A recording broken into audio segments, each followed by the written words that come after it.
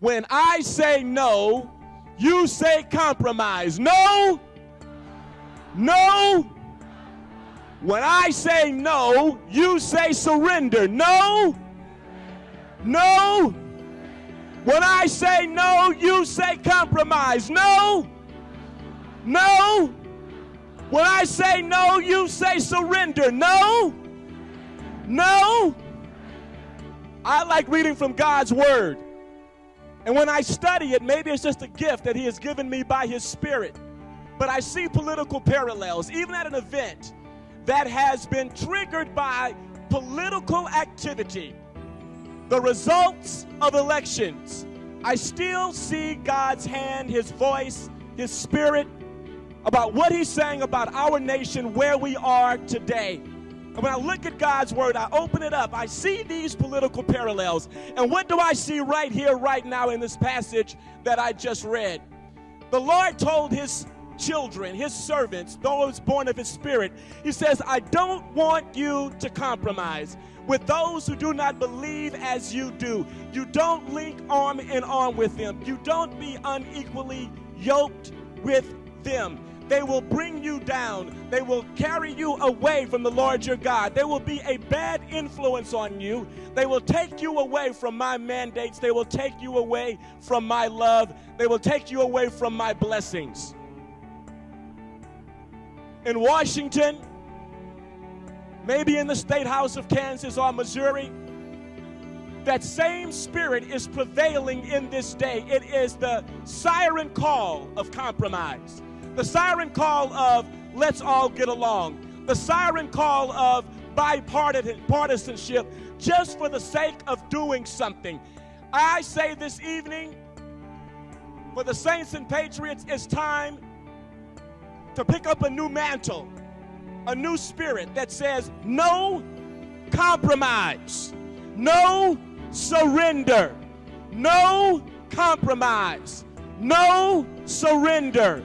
If there is someone, a public servant, a senator, a representative, a president, that seems to be an instrument of tyranny, anti-constitution, anti-liberty, anti-prosperity, anti-life, then we, the Tea Partiers, the saints and patriots, we have a new spirit now. We say no compromise.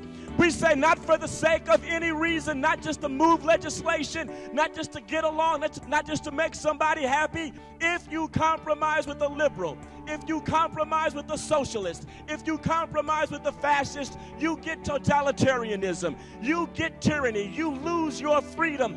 We have to get to the point where we say no is the right word. Compromise is now a bad word. Surrender can no longer be in our lexicon. It is no compromise. It is no surrender. They can complain all they want to about us not yielding, but we will not yield to liberalism anymore. We will not yield to socialism anymore. No compromise, no surrender.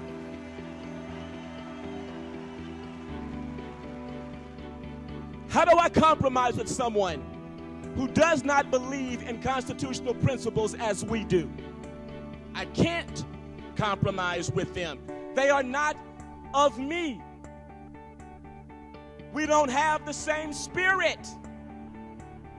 Like the Lord said here, they're not like you. How can you compromise with them? They don't believe as you do. To compromise with them means you give up your freedoms. You give up your liberty. They want to point at some of our lawmakers in Washington and somehow vilify them because they say the word no. Maybe the 5 most beautiful words ever written can be found in our Constitution. Congress shall make no law.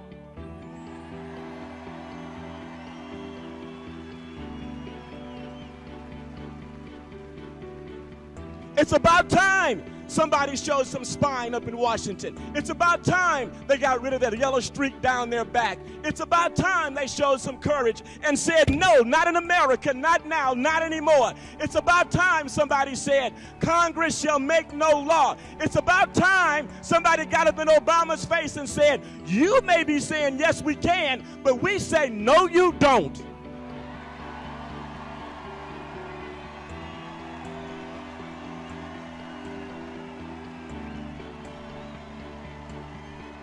You're not going to tell me what I can buy and what I can't buy. We say, no, you don't take any more lives of the unborn. No, you don't say marriage is not between one man and one woman. No, you don't put your hands deeper in my pockets. No, you don't destroy my child's education anymore. No, you don't weaken our military and keep our borders open. No, you don't, not anymore.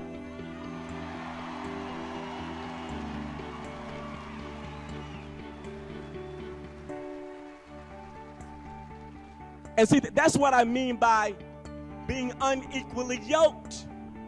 That's why we found it so distasteful. A Bart Stupak selling out. You compromised, you sold out. Now nobody likes you. Go find another line of work. That's why we vilify Olympia Snow and Susan Collins. You're a compromiser. We have no use for you. That's why we find it so hard to swallow Lindsey Graham. You're a compromiser. You're a surrenderer. We have no use for you. Stand up for the Constitution. Stand up for liberty. We're going to kick you out.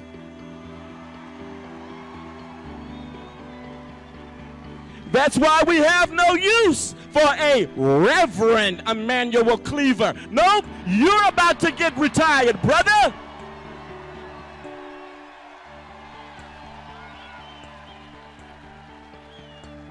I just want to know how anybody with a reverend before their name can accept the endorsement of Planned Parenthood, that can accept money from Planned Parenthood.